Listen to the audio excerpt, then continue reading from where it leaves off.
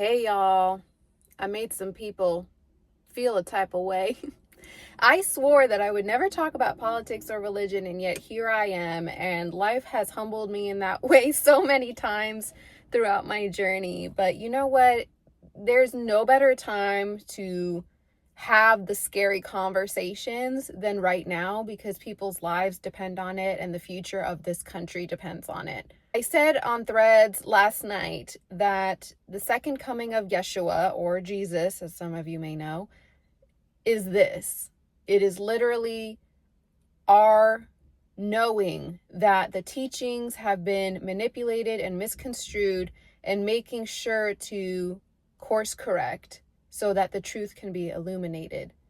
And that began for some of us by first knowing Christ through ourselves, an internal experience, which started through healing ourselves in a way that connected us back with our heart space.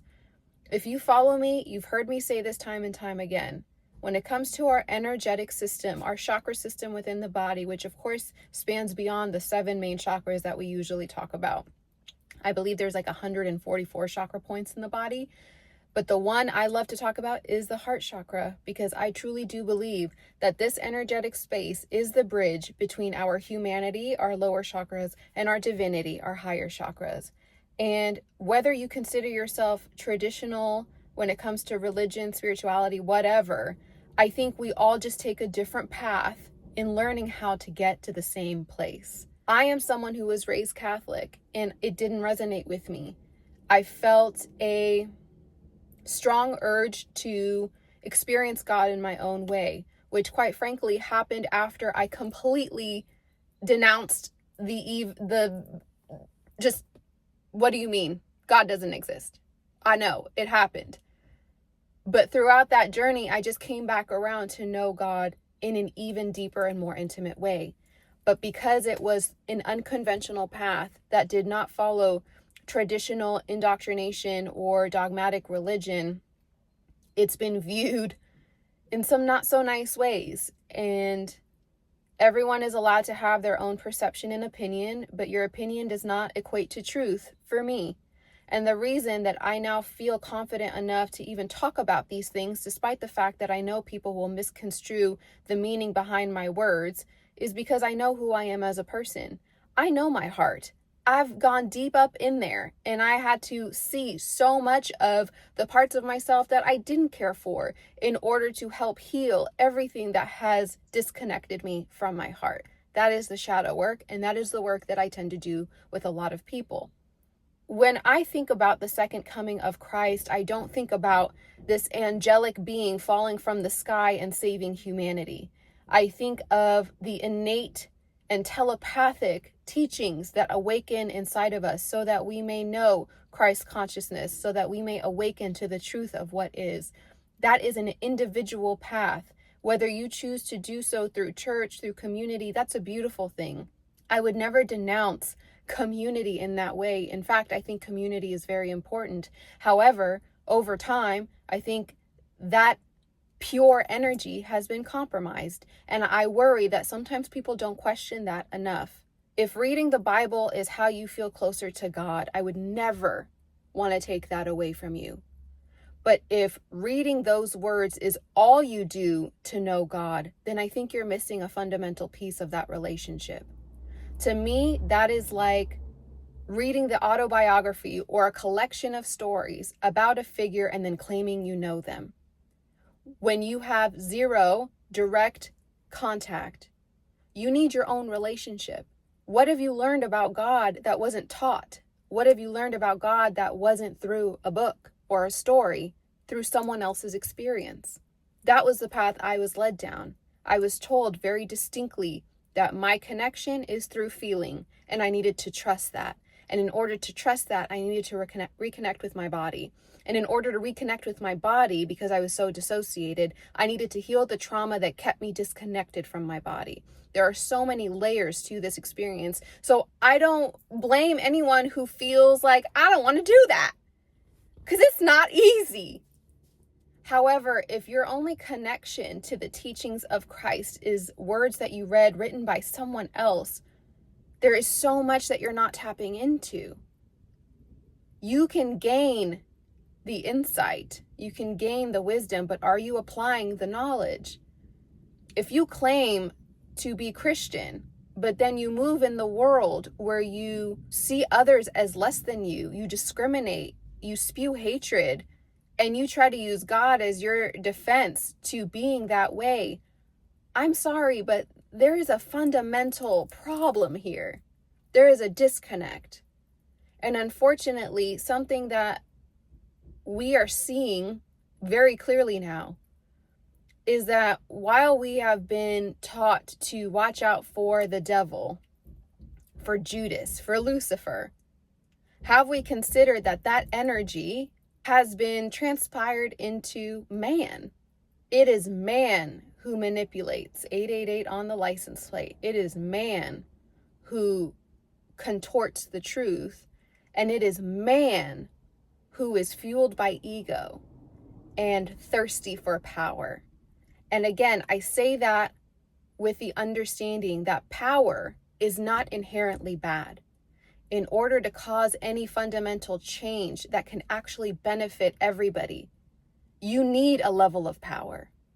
But how do you acquire that power? What do you want with that power? And what does that power say about you? Unfortunately, I fear that so many who crave power up until this point really just wanted to feel better about themselves.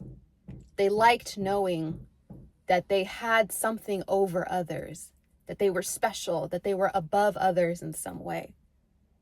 We've operated in a hierarchy for a very long time, and yet that is not the true nature of our essence. Yeshua was known for spending time with the less fortunate, for being the protector of the outcasts. And yet somehow we now have created a new version of that to, instead of leading with compassion and love, we become the bullies that, quite frankly, Yeshua would have condemned. I see people talk about Christians being persecuted, and it's happening. But it's not someone trying to deceive you out of believing. It is those who claim to be Christian but operate in very anti-Christian ways. I would not have considered myself a Christian for a very long time because of the way I would see some Christians behave. And I just thought, if that's what it means to be Christian, then just cross my name off the list. I will have my own personal relationship with God, and that's enough for me because I see God in everything. I see God in the wind. I see God in the trees. I see God in the eyes of a stranger, in the eyes of a child. I see God in the animals. I see God within myself. I do not see any separation between God and myself. And that's very uncomfortable for some people to hear, because we have been fed to believe that in order to have a relationship with Christ in a very powerful way, it has to be through someone else, someone who is more worthy than you, who is more worthy than the child of Christ. That's like saying you can't even talk to your parents without going through a mediator. And it's like, where is that relationship then? We are all fractals of the divine. The second coming of Christ is recognizing that within yourself, recognizing where you first have blocked yourself from the same love and compassion that you claim to have from yourself, because we are all just projecting our own relationship with self. So if you're not even comfortable with yourself, if you shame and ridicule yourself, if you carry guilt, if you are constantly in fear, you are projecting that onto everybody around you. Logically, you think you're following Christ, but energetically, you are not. And energy never lies. I don't know if I'm even going to post this. I just needed to get it out. Maybe I will. I don't know. This was not, I hate talking about this, but at the same time, I know it's an important conversation, and If it makes you feel some type of way, if that angers you, that's fine. I think that's great. Perhaps if you're willing, figure out why. What is it that is making you feel challenged? What is your interpretation of everything that I'm saying?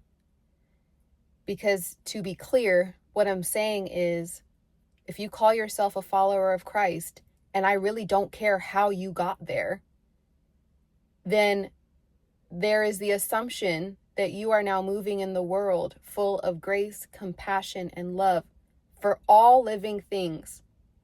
If that is not true for you, then there is a disconnect there. And that's what's calling your attention. It's not about me.